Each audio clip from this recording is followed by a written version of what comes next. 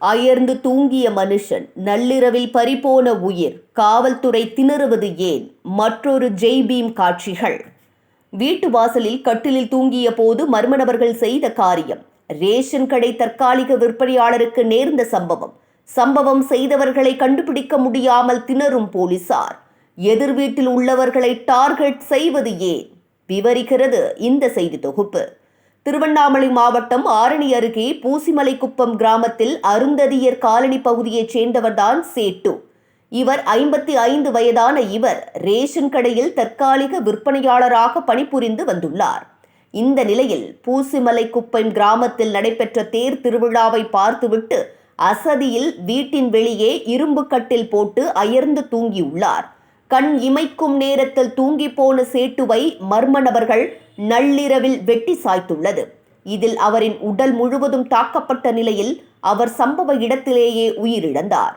நள்ளிரவில் யாருக்கும் தெரியவில்லை என்பதால் காலை அவர் காயங்களுடன் கிடப்பதை பார்த்த பொதுமக்கள் உடனடியாக காவல்துறையினருக்கு தகவல் அளித்தனர். தகவலின் பேரில் வந்த போலீசார் சடலத்தை கைப்பற்றி பிரேத பரிசோதனைக்காக மருத்துவமனைக்கு அனுப்பி வைத்தனர். பின்னர் திருவண்ணாமலையிலிருந்து அழைத்து வரப்பட்ட மோப்பநாய் மற்றும் தடயவியல் நிபுணர்கள் அவர்களுடைய வேலைகளை பார்த்தனர். இந்த சம்பவம் தொடர்பாக 2 தனிப்படைகள் அமைக்கப்பட்டு விசாரணை துரிதப்படுத்தப்பட்டது. நாட்கள் செல்ல செல்ல துப்பு ஏதும் கிடைக்காமல் திணறினர் போலீசார். பின்னர் பூசிமலைக்குப்பம் கிராமத்தில் உள்ள CCTV காட்சிகளை பார்த்து விசாரணையை மேற்கொண்டனர். அப்போது அதே கிராமத்தைச் சேர்ந்த முதியவர் ஒருவருக்கு தொடர்பு இருக்கலாம் என சந்தேகித்த போலீசார் அந்த முதியவரை வரவழைத்து விசாரணையை தொடங்கினர். இதே கிராமத்தில் தற்காலிக பணியிடை நீக்கம் செய்யப்பட்ட தபால் ஊழியர்தான் இந்த முனுசாமி.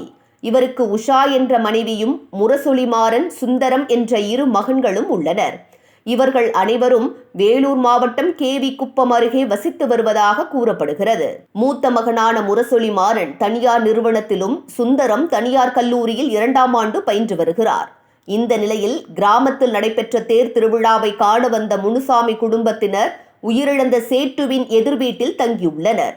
இதனால்தான் சேட்டு உயிரிழப்புக்கு காரணமானவர்கள் என இவர்கள் மீது திசை திருப்பியது காவல்துறை. இதனிடையே முனுசாமி குடும்பத்தாரிடம் போலீசார் தனித்தனியாக விசாரணை மேற்கொண்டனர். 2 மகன்களையும் போலீசார் வரவழைத்து தனித்தனி அறையில் வைத்து போலீசாரின் விசாரணையை தொடங்கினர். இதில் மாணவன் சுந்தரத்தை அடைத்து வைத்து லத்தியால் அடித்து துன்புறுத்தி சேட்டுவை நீங்கள்தான் கொன்றீர்கள் என ஒப்புக்கொள்ளுமாறு வற்புறுத்தியதாக தெரிகிறது. போலீசாரின் தாக்குதலை சமாளிக்க முடியாமல் ஒரு கட்டத்தில் சுந்தரம் மயங்கி விழுந்துள்ளார். இதனால் பதறிப்போன போலீசார் வேலூர் அரசு மருத்துவமனைக்கு அனுப்பி வைத்தனர். பின்னர் நடந்தவற்றை விவரித்த சுந்தரம், சேட்டு என்பவரின் உயிரிழப்புக்கு நாங்கள்தான் காரணம் என ஒப்புக்கொள்ளுமாறு 4 காவலர்கள் தன்னை நிர்வாணமாக்கி கம்பால் வைத்து தாக்கி கால்களை விரித்து கடுமையாக கொடுமைப்படுத்தியதாக வேதனை கலந்த குமுறலை வெளிப்படுத்தினார். இது போதாது என்று என் கை விரல்களையும் போலீசார் உடைத்ததாக காவலர்கள் மீது சுந்தரம் குற்றஞ்சாட்டினார். சேட்டு உயிரிழந்த சம்பவத்திற்கும் தங்கள் குடும்பத்திற்கும் எந்த தொடர்பும் இல்லாத நிலையில் யார் செய்தார்களோ அவர்களை பிடிக்க முடியாமல் போலீசார் திணறி வரும் நிலையில் தங்களை இப்படி சித்திரவதைக்கு ஆளாக்குவதாக மாணவனின் தாய் குமுறுகிறார். இந்த சம்பவத்திற்கு காரணமானவர்களை விட்டுவிட்டு தங்களை வற்புறுத்தி ஒத்துக்கொள்ள வைக்கும் காவல்துறையினர் மீது நடவடிக்கை எடுக்க வேண்டும் எனவும் முனுசாமி குடும்பத்தினர் கோரிக்கை விடுத்துள்ளனர்.